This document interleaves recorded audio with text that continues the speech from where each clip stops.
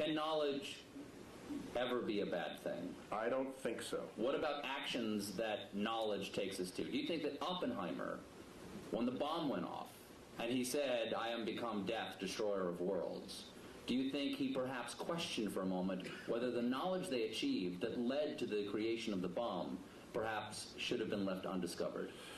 Do you know what he said in response to those kinds of questions? Yes. He said, because people said, have you usurped the power of God? Have you? And he said, if God didn't want this power to be there, he shouldn't have put it in the atom in the first place. Kind of an interesting point, I think. Well, what he's saying is that the world is accessible to us.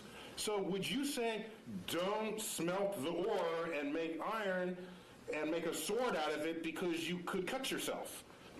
Back then, that's the counterpart statement from the Iron Age. And if you were around back then, you'd be sitting in this chair saying, don't make the sword, because you would unleash evil on the world. Okay, I'll step back from don't make the sword. How about don't lick the flagpole in February? Yeah, You will learn something. You will learn something, but at a price, Neil. that'd be data. It's a data cost. It is. Yeah. There is a data cost for that, isn't Yeah, it? yeah. Also, Adam and Eve.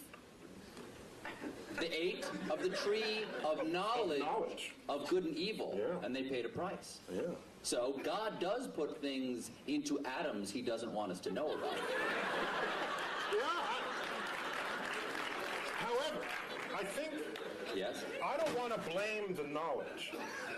I want to blame the behavior of people in the presence of the knowledge. So maybe we need better knowledge management.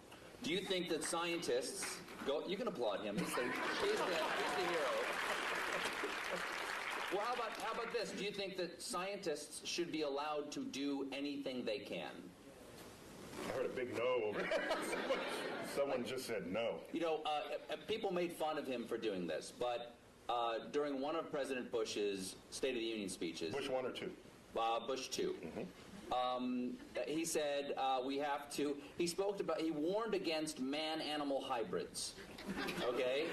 And a lot of people, like me, made fun of that by showing pictures of, like, Senator Alligator Man going, boo, boo, yay, man-animal hybrids. But if scientists could make man-animal hybrids, wouldn't they?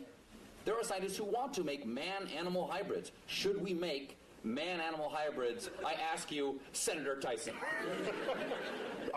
Should there be any limits like that? I think there's some creepy things about that, and I've met some scientists who would think that'd be an intriguing thing to do.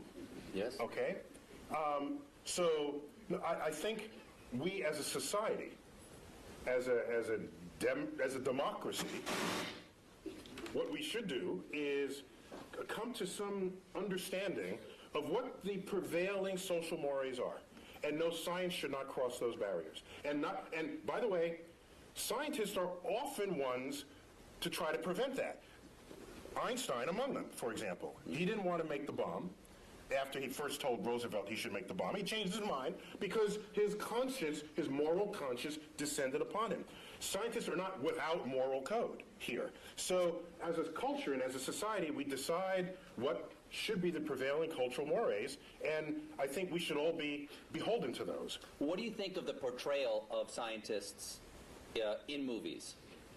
Because often, for instance, the scientists who make the Terminator, they're the bad guys.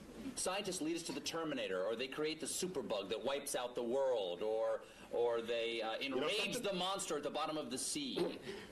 When you part the curtains and at the bottom of all of that, there's a politician funding that research.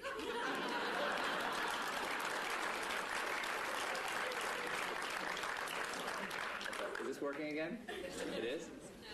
No, it's not. He says yes, you say no. Yeah, we got it. We're getting bad data.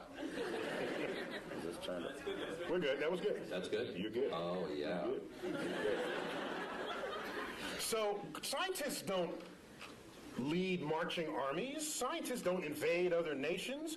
Scientists, yes, we have scientists who invented the bomb, Yes, but somebody had to pay for the bomb, and that was taxpayers. That was war bonds. There was a political action that called for it. So everyone blames the scientists. We are collectively part of a society that is passing, that is using or not using, to its benefit or to its detriment, the discoveries made by science. And at the end of the day, a discovery itself is not moral. It's our application of it that has to pass that test.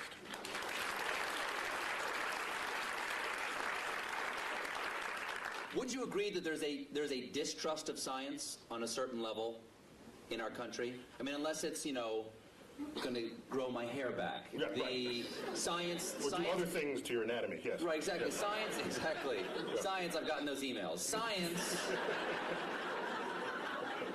is sometimes distrusted because it is more complex than the average person can understand. I think that is the core of it. It's distrusted not because of what it can do, but because of because people don't understand how it does what it can do. And that absence of understanding or misunderstanding of the power of science is what makes people afraid of it. And so I remember back when they first split the atom, shouldn't split the atom, or shouldn't, I mean, you hear this at every discovery that happens in science. There's a mystery to it.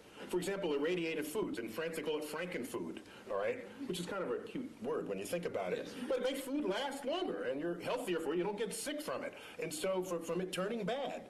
In fact, NASA does it all the time. NASA can make a slab of meat. You wouldn't necessarily put this in your refrigerator, but NASA can make a slab of meat that'll last 30 years. I tasted it. And?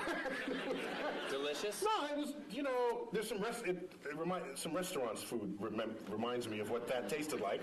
But I'm just saying that just because you don't understand it doesn't mean it's bad for you. Go figure out how it works. That's why we need a scientifically literate electorate, so that when we go to the polls, you can make an informed judgment.